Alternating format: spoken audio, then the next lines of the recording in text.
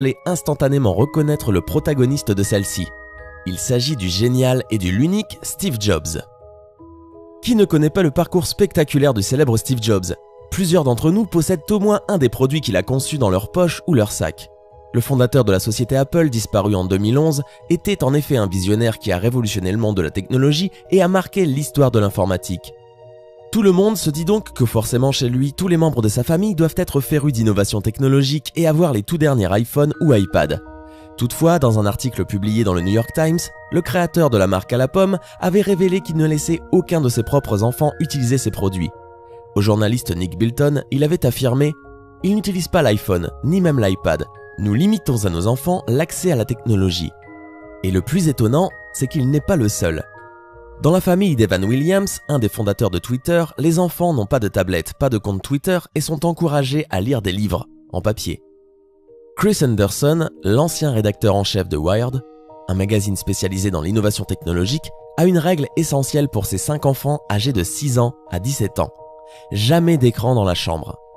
J'ai été témoin des dangers de la technologie. J'en ai aussi fait l'expérience personnelle et je ne veux pas que ça affecte mes enfants, dit-il. En général, la plupart de ces parents geeks limitent le temps passé sur tablette ou smartphone à environ 30 minutes par jour pendant la semaine, d'autres réservent les tablettes au week-end uniquement. À partir de 10 ans, les enfants utilisent des ordinateurs mais seulement pour faire leurs devoirs. Dans la Silicon Valley, les parents qui passent leur journée à créer des tablettes, applications iPhone et jeux vidéo laissent à peine leurs enfants toucher à un smartphone. Cette méfiance se manifeste aussi dans le choix d'école que font certains de ces parents. De nombreux dirigeants et employés de Google, Yahoo, Apple et eBay envoient leurs enfants dans un établissement Waldorf dont la pédagogie est particulièrement anti-technologique. C'est une école très huppée qui a pour particularité de bannir l'utilisation des ordinateurs, iPad et télé jusqu'au lycée car selon eux, la technologie représente une menace pour la créativité, la personnalité et la concentration des élèves. De la crèche au lycée, il n'y a aucun ordinateur, encore moins de tablettes. À la place, on y trouve des tableaux noirs, des craies, des crayons de couleur et des livres. Les enfants font de la poterie, du tricot et du jardinage.